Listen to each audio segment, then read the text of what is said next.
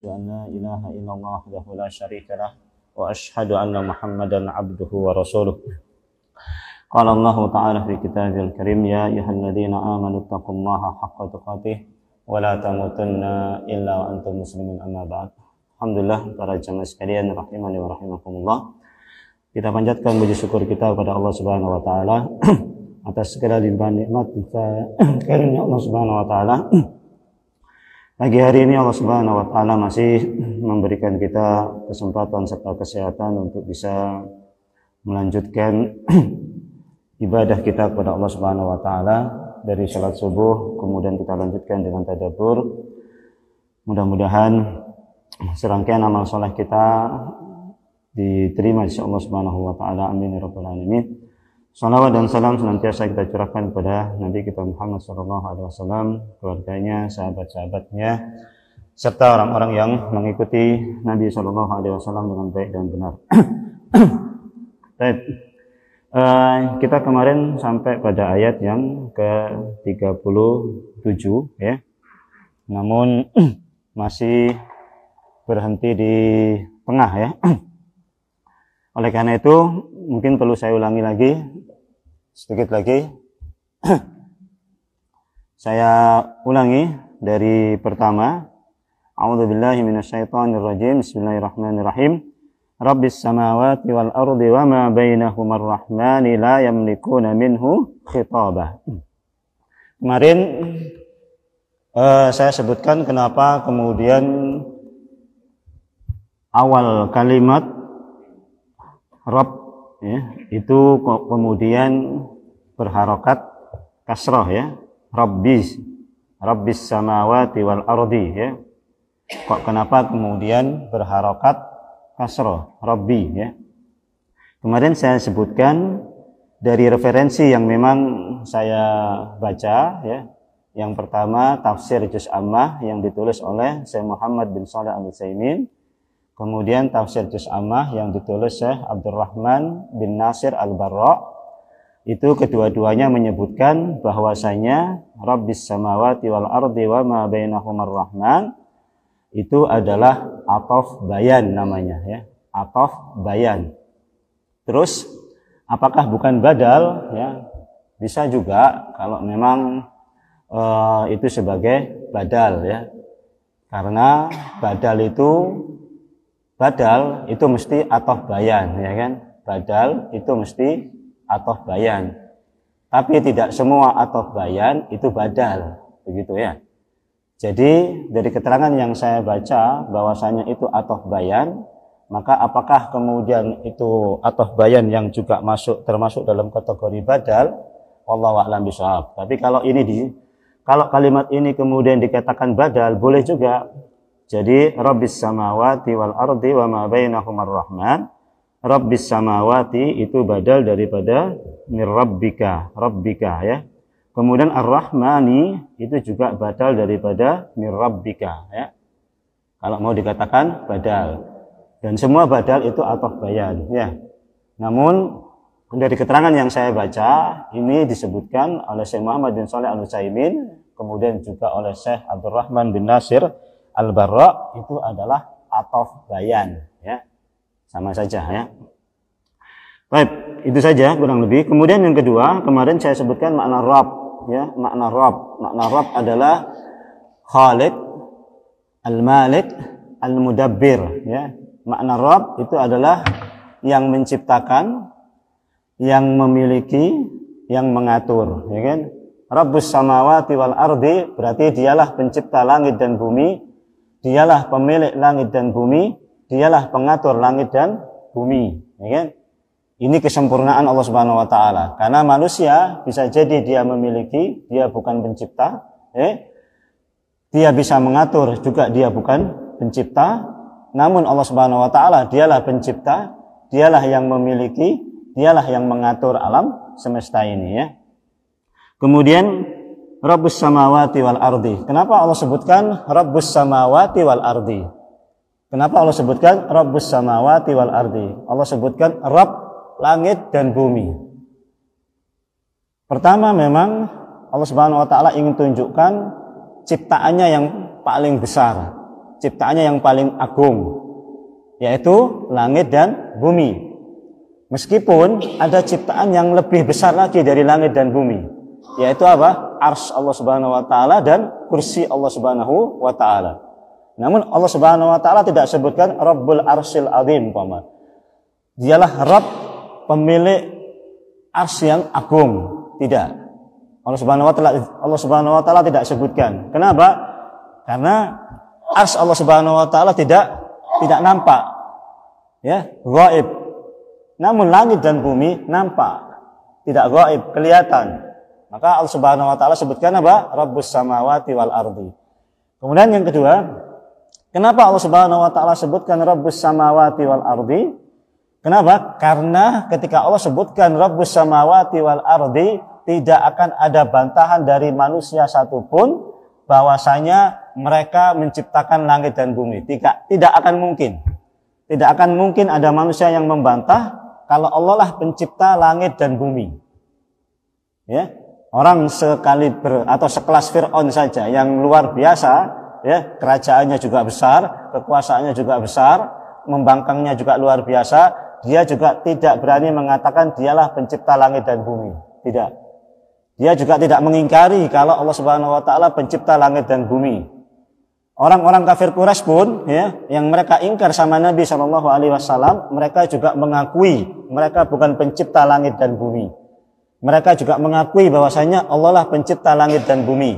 Allah lah pemberi rezeki mereka. Jadi di situ Allah ingin menunjukkan langsung kepada kita bahwasanya Allah lah pencipta langit dan bumi. Allah lah yang menguasai langit dan bumi ini, dan tidak akan mungkin manusia mampu untuk kemudian membantah statement tersebut. Ya, sehingga kalau nggak bisa membantah, mestinya beriman kepada Allah dan Rasulnya, kan begitu ya. Kalau mereka tidak berani membantah, tidak bisa membantah, mestinya mereka beriman sama Allah, selesai, kan begitu. Kenapa? Allah dengan tegas mengatakan ini, dan mereka juga tidak bisa membantah statement Allah Subhanahu wa taala ini. Kemudian Rabbus samawati wal ardi wa ma bainahuma, dan apa yang ada di antara keduanya. Ya. Saya kemarin katakan ada di antara keduanya, bukan yang ada di langit dan bukan yang ada di bumi. Beda, ya. Ini justru lebih menunjukkan apa? Keagungan Allah Subhanahu wa taala, kekuasaan Allah Subhanahu wa taala bisa menciptakan sesuatu di antara kedua langit dan bumi, selain apa yang ada di langit dan selain apa yang ada di bumi. Apa yang ada di bumi dan apa yang ada di langit Allah Subhanahu wa taala ciptakan. Namun di antara keduanya juga Allah ciptakan. Ini lebih menunjukkan apa? Kekuasaan Allah Subhanahu wa taala. Ya, tidak akan mungkin manusia membuat sesuatu yang bisa di antara keduanya, itu tidak mungkin, ya. Ya, tidak akan mungkin, ya. Nah, ini menunjukkan kekuasaan Allah Subhanahu wa taala. Kemarin itu ya. Wa ma bainahuma. Kemudian ayat selanjutnya, Rabbis samawati wal ardi wa ma bainahumar rahmani, ya. Rahmani, ya.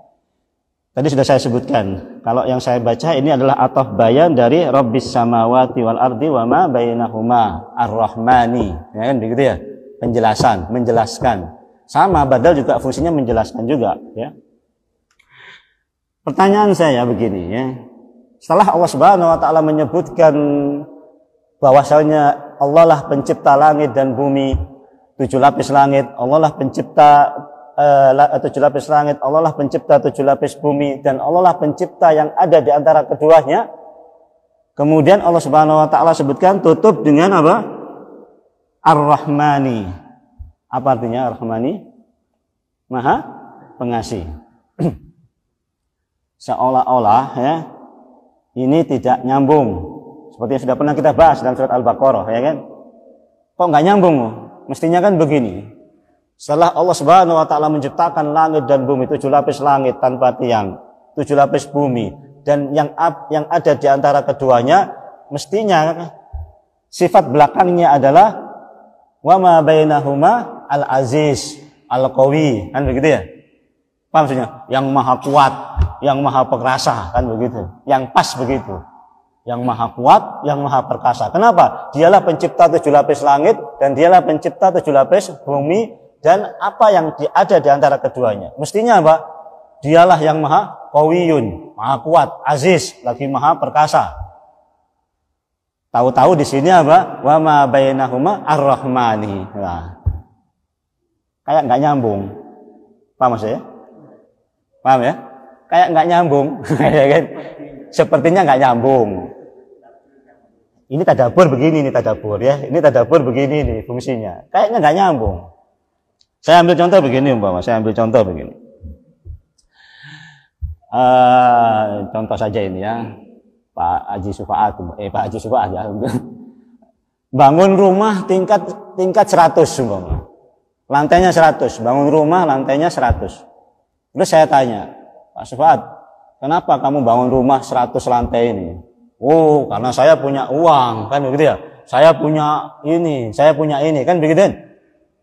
Iya. Kan enggak mungkin. Pak Suat, kenapa antum bangun 100 rumah ini, tingkat ini? Karena saya pengasih, penyayang. Nyambung enggak kira-kira? Paham maksud saya? Untuk memudahkan ini ya, logikanya kan begitu ya. Masa kemudian saya ngomong, kenapa kamu bangun 100 lantai? Ya karena saya pengasih dan penyayang. Loh, apa kaitannya? Mestinya kan dia bilang apa? Oh banyak, tangpes saya banyak, ya kan? Cek 100, 200 bisa, kan begitu ya? Kebanyakan manusia kan? Kebanyakan begitu. Nah di sini Allah mestinya juga begitu. Setelah Allah Subhanahu Wa Taala sebutkan 7 lapis langit, 7 lapis bumi, dan yang ada di antara keduanya, tahu-tahu Allah Subhanahu Wa Taala bilang Ar-Rahman, ya kan? Kayak nggak nyambung. Nah, sekarang kita tadabbur ya. Pertama, pengasih kan, penyayang kan? Sekarang pertanyaannya, Allah Subhanahu Wa Taala ciptakan bumi, Allah Subhanahu Wa Taala ciptakan langit, Allah Subhanahu Wa Taala ciptakan apa yang ada di antara keduanya, matahari, bulan, awan, hujan.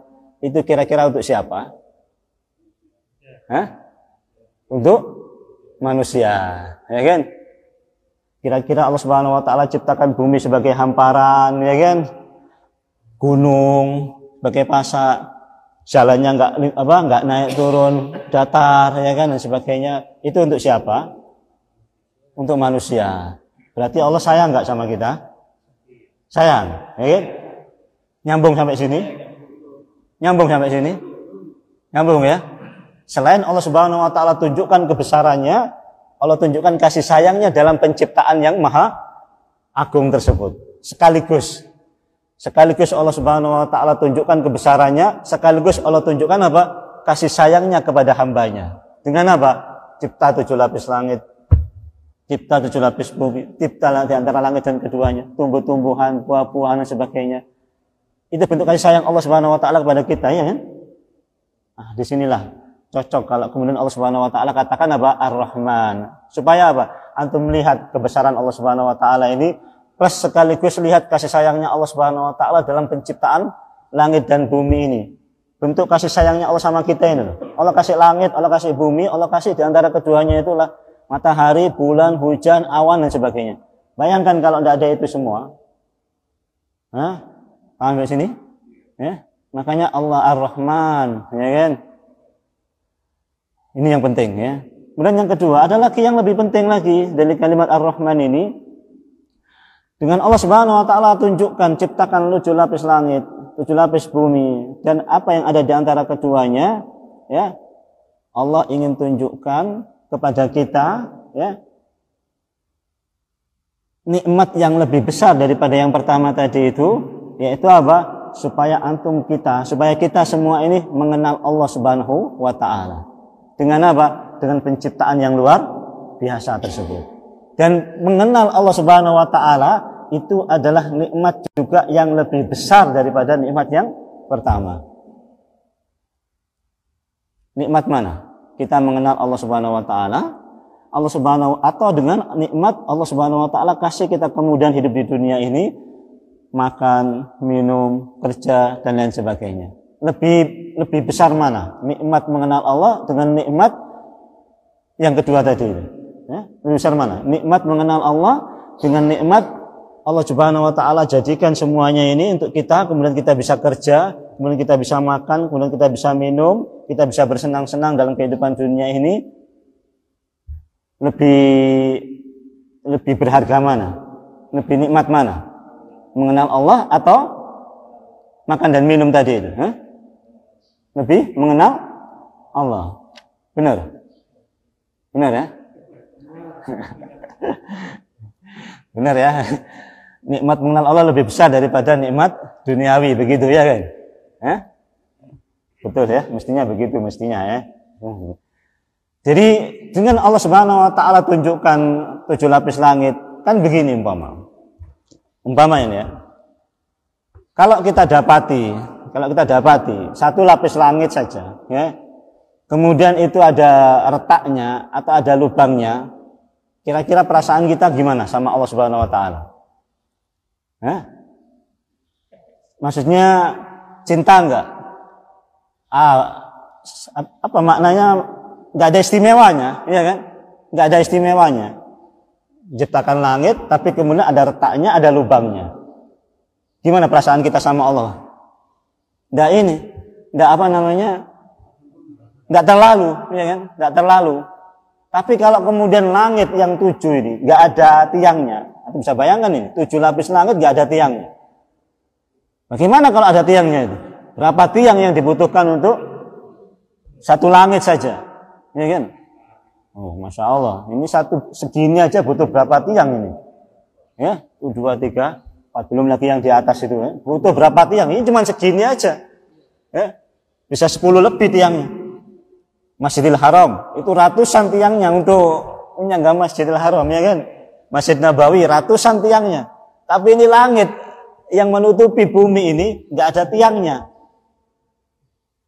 Itu kalau nggak menambah rasa cinta kita, nggak menambah rasa tawaduk kita, nggak menambah rasa tunduk kita pada Allah Subhanahu wa taala, ya kebangetan berarti kita, ya kan? Kita berarti tidak mempelajari atau tidak mentadaburi ayat-ayat Allah Subhanahu wa taala yang sifatnya kauniyah ini, yang kelihatan nih. Bayangkan 7 lapis langit, nggak ada tiangnya sama sekali.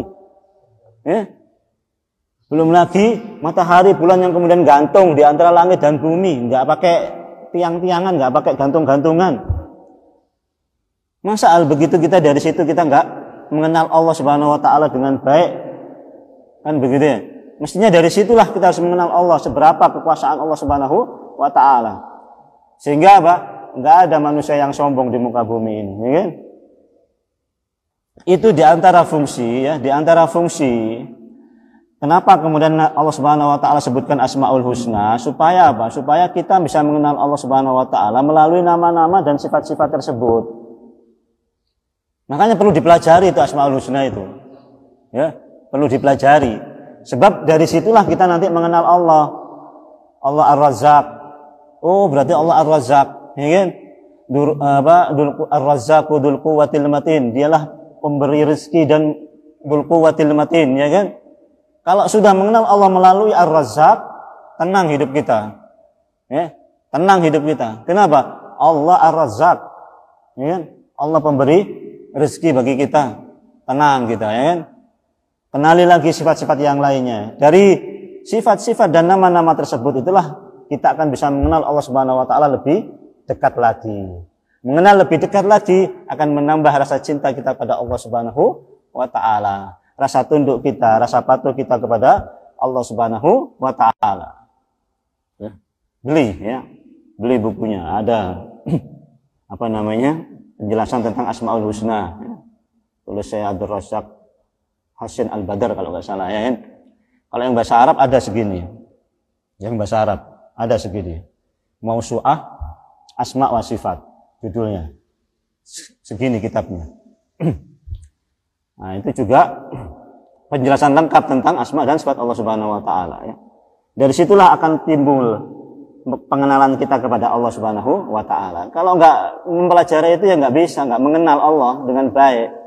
Allah begitu saja. Tapi nama-namanya nggak kita pelajari, sifat-sifatnya nggak kita pelajari, ya kita nggak kenal sifatnya Allah dan namanya Allah dengan baik, nggak akan tumbuh rasa tawaduk, tunduk, patuh kepada Allah Subhanahu wa taala itu. Nah, sampai sini ya. Jadi cocok kalau kemudian Allah Subhanahu wa taala katakan Rabbus samawati wal ardi wa ma bainahumar rahmani. Nah, kemudian kalimat selanjutnya la yamlikuna minhu khitaba. Apa artinya Pak mungkin? Mereka tidak mampu berbicara dengan Allah Subhanahu wa taala, ya. La yamlikuna. mereka tidak kuasa, ya kan, tidak mampu. Jadi ini setelah Allah Subhanahu wa taala sebutkan Rabbus samawati wal ardi wa ma bainahumar rahman, sifat sayangnya Allah, kok tahu-tahu la yamlikuna minhu khitaba. Tahu-tahu Allah Subhanahu wa taala sebutkan apa? Mereka ini enggak bisa ngomong, ya kan? Mereka enggak bisa berbicara dengan Allah Subhanahu wa taala. Dan mereka enggak diajak bicara oleh Allah Subhanahu wa taala. Kok kayaknya juga enggak nyambung juga. Kok tahu-tahu la yamlikuna minhu khitaba. Ya, ada apa ini? Apa yang ini Allah Subhanahu wa taala terangkan dengan kalimat ini? Ya. Apa yang Allah terangkan? Kan begitu ya? Tahu-tahu Allah Subhanahu wa taala bilang la yamlikuna minhu khitaba, ya. Mereka nanti enggak bisa ngomong, ya kan? Mereka nanti enggak bisa ngomong. Katanya Ar-Rahman, ya kan? Katanya Ar-Rahman. Kok kemudian di akhirat manusia nggak boleh ngomong dan manusia nggak bisa ngomong dan Allah nggak berbicara sama manusia? Katanya Allah Ar-Rahman, ya, paham ya? Katanya Ar-Rahman. Kok manusia nggak boleh ngomong? Kok Allah nggak kasih? Kok Allah nggak ngajak ngomong? Ini gimana? Hah? Apa? Allah tidak mau berbicara dengan orang yang durhaka. Lah ya, maksudnya kan Ar-Rahman. Katanya pengasih, penyayang, kok nggak mau bicara sama orang? Kalau penanya kan meskipun dia bangkang berbicara lah, ya kan? Akal-akalan kita kan begitu ya, logika kita kan begitu ya. Logika kita kan begitu ya. Namanya Ar-Rahman, ya kan? Tidak begitu ya. Allah Subhanahu wa taala sudah terangkan sekarang ini di dunia. Apa maksudnya? Ini sebagai bentuk rahmatnya Allah ini. Allah terangkan begini nih loh.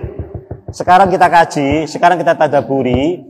Ini bentuk rahmatnya Allah Subhanahu wa taala, bentuk kasih sayangnya Allah Subhanahu wa taala kepada kita diterangkan. Nanti di akhirat kamu nggak bisa ngomong dan kamu nggak akan bicara, kamu nggak akan diajak bicara sama Allah Subhanahu wa taala. Kalau kamu bangkang, kalau kamu durhaka. Ya enggak? Dikasih tahu sekarang waktu kita masih hidup. Sayang nggak Allah Subhanahu wa taala sama kita kalau dikasih tahu sekarang ini? Sayang kan? Sayang. Dan nanti di akhirat jangan lagi ngomong Allah nggak sayang. Di akhirat selesai sudah. Di dunia sudah diingatkan sekarang loh, diingatkan. Ini yang mau ngaji loh ya, yang mau belajar diingatkan. Ya, la yamlikuna minhu khitaba. Nggak bisa ngomong nanti kamu. Ya. Ini menceritakan tentang apa? Tentang padang mahsyar. Ngerti nggak? Allah Subhanahu wa taala ini di selanjutnya ini bicara tentang padang mahsyar ketika manusia dikumpulin semua sama Allah Subhanahu wa taala. Terus Allah bilang apa? Ketika manusia dikumpulkan semua, ini semua loh manusia ini. Semua manusia dari awal sampai akhir. Semua manusia dari awal sampai akhir manusia dalam satu tempat dikumpulkan semuanya. Kemudian nggak bisa ngomong mereka, nggak diajak ngomong sama Allah Subhanahu wa taala. Bayangkan. Apa enggak? Sekarang begini, bayangkan kita hidup di dunia ini, ya. Kemudian kita larang, ya, atau seperti yang terjadi dengan para sahabat lah, ketika dalam perang Tabuk, ya, itu ada 3 orang sahabat yang nggak ikut perang Tabuk, ya kan? Padahal Nabi bilang apa? Tidak boleh ada seorang pun yang tertinggal dalam perang Tabuk. Ini ada 3 orang, tertinggal 3 orang perang Tabuk. Kemudian begitu pulang ke Madinah, Nabi bilang, jangan kalian berbicara sama 3 orang ini. Kalian jangan berbicara sama 3 orang ini. Ya, sebagai hukuman. Dia tidak ikut perang Tabuk, tertinggal dalam perang Tabuk. Jangan kalian bicara sama 3 orang ini. Yang 2 sudah tua, yang 1 masih muda. Ya, Ka'ab bin Malik, Hilal bin Abi Umayyah, ya, 3 orang. Ya, yang 2 orang ini karena yang lain nggak ngomong, nggak betah dia. Dia pergi ke masjid, ketemu temennya, ya kan? Salam nggak dijawab, ngomong nggak ditanggapi, ya kan? Nggak betah dia, lama-lama nggak betah. Akhirnya apa? Dia masuk ke rumah, tinggal rumah, tutup pintu, nangis, tobat sama Allah Subhanahu Wa Taala. Tinggal 1, Ka'ab bin Malik.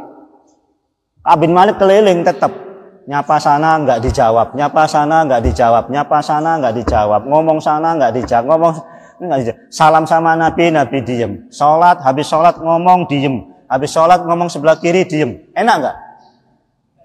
Hah? Enak? Nggak enak, nggak enak, nggak enak, ya kan? Sama sekali nggak enak. Bayangkan itu 40 hari tambah 10 hari, jadi 50 hari. Iya kan? 50 hari. Sampai apa beliau mengatakan kota Madinah yang begitu luas seolah-olah sempit. Jangankan kota Madinah, bumi yang begitu luas terasa sempit. Wa daqat alaihimul ardu bima rahubat, ya kan? Sempit bumi ini, dia rasakan sempit. Kenapa? Sana nggak mau ngomong, sana nggak mau ngomong. Padahal itu teman-teman kita juga sempit. 50 hari sudah terasa kayak begitu rasanya. Nah sekarang ini di padang mahsyar kumpul, ya kan? Semuanya mau ngomong nggak bisa, mau ngomong remah ya, ya menghadapi ini nggak bisa, mau ngomong sama temennya, mau istilahnya curhat sama temennya, mau berbagi keadaan, berbagi kesusahan, nggak bisa. Kan apa namanya, psikologisnya orang kalau sudah begitu itu kan, kalau ketemu teman kemudian ngobrol kan bisa lebih melapangkan perasaan, ya kan? Meskipun ya sama-sama nggak enak, tapi kalau mereka bisa ngomong, bebannya lebih berkurang, bebannya lebih los. Tapi ini enggak, nanti di akhirat nggak bisa ngomong sama sekali, ya, nggak bisa ngomong, ya, nggak bisa ngomong. Allah pun kemudian nggak bisa, Allah pun nggak berbicara sama mereka. Terasa ini, ya. Ini kalau kita renungkan terasa sekali begitu menakutkannya padang mahsyar. Ini baru padang mahsyarnya, ya. Ini belum sidang ini. Ini belum sidang, belum kemudian masuk surga neraka ini. Ini baru dikumpulkan di padang mahsyar. Mereka semuanya kumpul dari awal sampai akhir, nggak bisa ngomong. Dan Allah pun nggak berbicara sama mereka. Dibiarkan saja sama Allah. Nah, itu tentu perasaan yang sangat menyedihkan, ya. Baik. Kita lanjutkan satu lagi. Begitu, ya. La yamlikuna minhu khitab. Jadi Allah nggak berbicara sama mereka. Mereka kalau mau berbicara nggak kuasa. Nggak mampu, ya. Nggak mampu, ya. Yauma yaqumur ruhu wal malaikatu shaffa. La yatakallamuna illa man adina lahu rahmanu wa qala shawaba. Yauma yaqumur ruhu, ya. Hari di mana berdiri, ya. Hari di mana yaqumur ruhu berdiri, ar-ruh, ya. Ar-ruh di situ kalau di tafsir tentu banyak tafsirnya, ya. Ada yang mengatakan itu ruhnya Bani Adam, anak-anak Bani Adam. Ada yang mengatakan bahwasanya itu tentaranya Allah, ar-ruhnya ini, ya, tentaranya Allah. Ada lagi yang mengatakan Jibril. Ada lagi yang mengatakan itu adalah makhluk yang memang Allah Subhanahu wa taala ciptakan, ya, serupa dengan Bani Adam tapi bukan Bani Adam, ya. Namun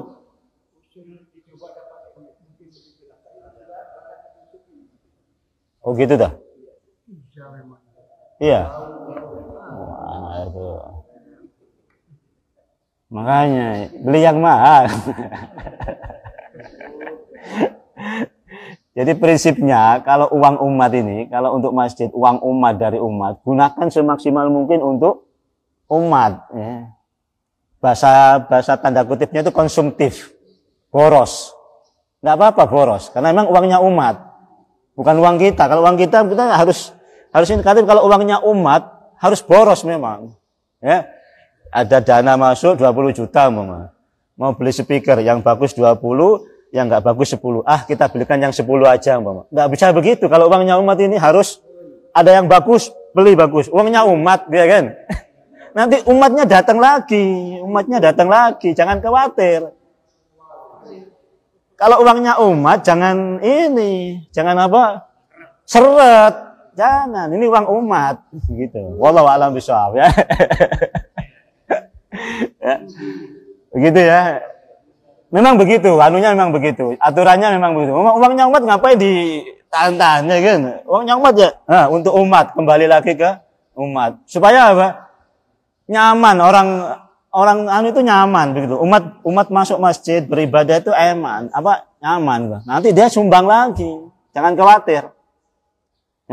Allah akan kasih buka pintu itu untuk begitu itu ya. Wallahu a'lam bishawab. Jadi saya lanjutkan yang mana ini? Yang baru ini berarti ya. Yauma yaqumur ruh, hari di mana berdiri ar-ruh. Ruh ya. Ruh ini kalau dibaca tafsirnya memang ada beberapa tafsiran ya. Satu, itu ruhnya Bani Adam. Ya. Yang kedua, ruh di situ adalah tentaranya Allah Subhanahu wa taala, ya. Ruh itu adalah ruhnya Bani Adam. Yang pertama, yang kedua itu tentaranya Allah Subhanahu wa taala. Yang ketiga, ruh itu ciptaan Allah Subhanahu wa taala sendiri yang mirip dengan Bani Adam, namun bukan Bani Adam. Tapi mereka juga makan dan minum. Kemudian yang keempat, ruh di situ adalah malaikat Jibril. Ruh di situ adalah malaikat Jibril. Kemudian ruh makna yang lain adalah Al-Qur'an. 5. Yang keenam, ruh itu Bani Adam itu sendiri, bukan ruhnya, bukan arwahnya. Tapi ya Bani Adam itu sendiri. Di antara sekian tafsir ini yang paling kuat adalah ruh di sini adalah malaikat Jibril. Ya, nazala bihir ruhul amin ala qalbika litakuna minal mungdirin, kata Allah Subhanahu wa taala. Nazala bihir ruhul amin, kami turunkan bersamamu wahai Muhammad ruhul amin ala qalbika, untuk memasukkan Al-Qur'an itu ke dalam hatimu, litakuna minal mungdirin, supaya kamu menjadi pemberi peringatan. Disebut ruh karena dia membawa wahyu. Wahyu untuk kemudian diajarkan kepada manusia. Dengan begitu ruhnya manusia menjadi hidup. Paham? Ruhnya manusia menjadi hidup. Kenapa? Karena dapat wahyu. Siapa yang bawa wahyu? Jibril. Karena dia menghidupkan ruh, makanya kemudian yang membawa wahyu ini disebut ruh. Paham di sini? Nah, maka kemudian yang paling kuat mana? Yauma yaqumur ruh itu adalah malaikat Jibril ya. Yauma yaqumur ruhu wal malaikah, dan semua para malaikat ya, saffan sufufan ba'da saffin. Maknanya bersop. Dari mana malaikat ini? Dari langit yang pertama turun bersap-sap. Langit yang kedua turun bersap-sap. Langit yang ketiga turun bersap-sap. Langit yang keempat turun bersap-sap. Langit yang kelima turun bersap-sap. Berapa jumlahnya? Hah? Berapa jumlahnya? Yang nggak tahu, yang Allah ciptakan yang tahu, yang Maha menciptakan yang tahu. Yang jelas kebayang nggak? Maksudnya ini dahsyatnya ini loh, luar biasanya kuasanya Allah Ta'ala ini. Sekarang ini Allah Subhanahu Wa Ta'ala mau terangkan kuasanya Allah ini. Allah mau terangkan kuasanya Allah ini. Yauma yaqumur ruhu, hari di mana berdiri malaikat dan semua malaikat Jibril berbaris dan semua para malaikat. Dari langit yang pertama turun, langit yang kedua turun, ketiga, keempat, kelima turun. Semuanya turun berbaris, bersap-sap. Allah ingin tunjukkan kuasanya ini. Ini yang kedua ini. Nanti ini di sana ini, di padang mahsyar Allah ingin tunjukkan kuasanya ini. Perhatikan ini. Malaikat turun ini. Dari langit pertama, kedua, ketiga, keempat, sampai kelima, semuanya turun. Nggak kebayang. Namun kadang-kadang anehnya orang-orang ini, anehnya kita ini, yang menjadi pertanyaan adalah, Ustaz, kira-kira kita nanti bisa lihat malaikat itu enggak kira-kira? Iya enggak? Hah? Pertanyaan yang kira-kira muncul. Ya kan? Ini enggak penting, ya kan? Inilah pertanyaan kadang-kadang manusia ini begini nih. Dia enggak fokus sama kuasanya Allah yang menurunkan langit, menurunkan malaikat yang begitu banyak. Dia kemudian bayangkan, kemudian tumbuh rasa takutnya, tumbuh rasa khawatirnya, tumbuh rasa mengagungkan Allah. Enggak tumbuh, tapi yang jadi pikiran adalah tadi apa ya lebih ya malaikatnya ya. Bisa enggak lebih entela enggak apa. Itu yang dipikir oleh manusia. Enggak dipikir yang ininya enggak dipikir enggak direnungkan. Mestinya ini direnungkan, enggak usah dipikir masalah begitu. Ya. Enggak usah dipikir lihat apa enggak. Yang penting ini loh, yang penting ini. Tumbuh rasa ininya dulu. Kalau enggak tumbuh, buat apa? Mikirin begitu tapi enggak tumbuh rasa tunduk kita sama Allah Subhanahu wa taala, ya kan? Enggak bisa, ya. Ini yang harus diperhatikan kalau kita tadabbur ayat ini. Jangan terpancing pada hal-hal yang enggak penting-penting begitu itu, ya. Fokus pada ininya ya. Yaqumur ruhu wal malaikah. Berdiri semua ini berdiri nih. Semua. La yatakallamun. Semua malaikat juga enggak ngomong sama sekali. Ya, illa man adila lahur rahmanu wa qala shawaba. Kecuali yang diberikan izin oleh Allah dan mereka berkata yang hak. Subhanallah. Sekarang begini. Ini malaikat ini juga baris loh ini ya. Paham ini? Malaikat Jibril, semua malaikat semua berbaris sama dengan manusia, baris semua. Satu tempat ini, baris semua. Pertanyaan saya, kira-kira ini malaikat ini mau dihisab apa enggak?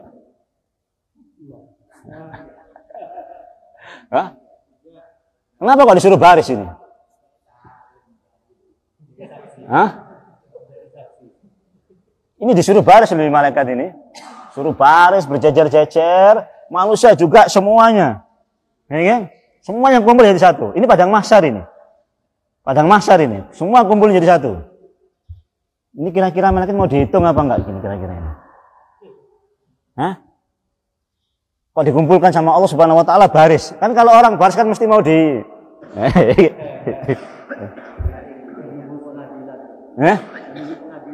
Berarti malaikat juga diadili nanti? Saksi. Malaikat jadi saksi. Nanti dipanggil juga waktu pengadilan berarti ya?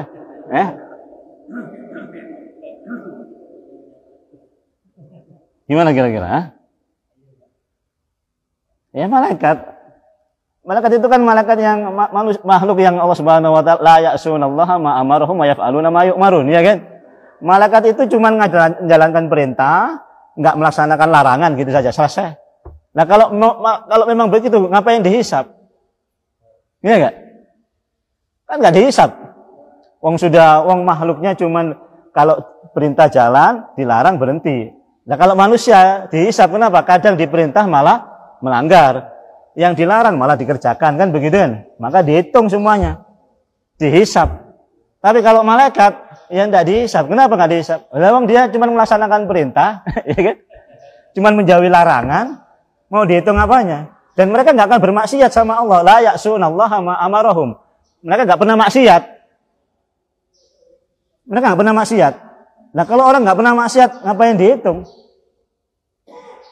Tapi kenapa disuruh baris? Malaikat itu mati, merasakan mati juga seperti manusia ini apa? Ya semua ya. Selain Allah Subhanahu wa taala, malaikat yang terakhir mati, malaikat pencabut nyawa, ya kan? Semuanya mati, ya kan? Semuanya mati. Ada yang enggak mati, ya kan? Cuman ini suruh baris. Kan logikanya begini. Kenapa disuruh baris? Ini makhluk yang baik kok. Ini makhluk yang baik. Makhluk yang enggak pernah maksiat. Isinya melaksanakan perintah saja. Tapi disuruh baris sama Allah. Mestinya yang disuruh baris itu ini setan-setan, jin-jin yang bangkang-bangkang, ya kan? Jin-jin yang bangkang-bangkang itu semuanya suruh baris sama Allah Subhanahu wa taala. Kenapa? Mereka bangkang semua. Nah, ini malaikat baris juga. Ya kan? Sudah habis ya. Ya kan? Sudah habis. Lanjutkan dulu. Ya, inilah kekuasaan Allah Subhanahu wa taala. Allah nggak pandang bulu. Yang baik, yang buruk, semuanya baris. Dan semuanya diem, semuanya nggak bisa ngomong. Semuanya diem, semuanya nggak bisa ngomong. kecuali yang Allah izinkan. Tidak peduli malaikat. Inilah bukti kuasa Allah Subhanahu wa taala. Ambil logikanya begini. Logikanya ya.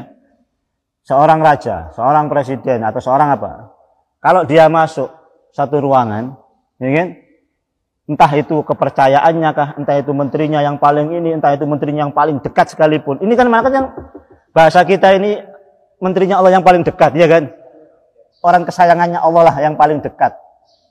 Mestinya kalau orang paling dekat itu, ya dikasihlah yang namanya orang dekat, ya kan? Yang lain nggak boleh ngomong, dia boleh ngomong, kan begitu ya? Yang lain nggak bisa ngomong, dia bisa ngomong. Namanya orang dekat. Hah? Antum kalau orang, jangankan begitu, di kecamatan saja, ya. Mbak camat, ya kan? Andi penakan, ya kan? Ya, penakannya datang Budi, orang lain datang tidak ada, ya kan? Mana yang didahulukan kadang-kadang? Penakannya, ya kan? Dapat keistimewaan, ya kan? Nggak usah antri, masuk dulu, masuk, kan? Masuk ini, kan? Namanya orang dekatnya, ya kan? Nah ini malaikat ini juga orang dekatnya Allah ini. Enggak pernah maksiat, melaksanakan perintah, tapi suruh baris semuanya. Inilah tunjukkan kuasaan Allah Subhanahu wa taala, ya. Enggak peduli yang baik, yang buruk, semuanya enggak bisa ngomong sama pada waktu itu. Justru ini menunjukkan kesempurnaan kuasanya Allah taala, ya. Bayangkan kalau kemudian masuk ruangan, presiden masuk ruangan, masih ada yang ngomong, masih ada yang berdiri, masih ada yang ini, masih ada yang begini, dihargai enggak itu? Nggak dihargai sama sekali. Namun di sini Allah Subhanahu wa taala masuk semuanya nggak bisa ngomong. Malaikat yang seperti itu nggak bisa ngomong. Yang kita bayangkan apa? Yang kita bayangkan kita yang banyak dosa. Ngerti? Yang kita bayangkan kita yang banyak dosa. Malaikat aja nggak bisa ngomong. Apalagi kita yang banyak dosa. Ngerti nggak? Kira-kira mau nanti kayak apa nanti pas kondisi kita ini yang banyak dosa. Malaikat orang yang baik saja juga nggak bisa ngomong, okay? Apalagi kita, ya. Subhanallah, ya. Nah, inilah kuasa Allah Subhanahu wa taala. Insyaallah kita akan lanjutkan lagi pada pertemuan yang akan datang. Kemungkinan ini ya, kemungkinan Kamis, ya. Kemungkinan Kamis, ya.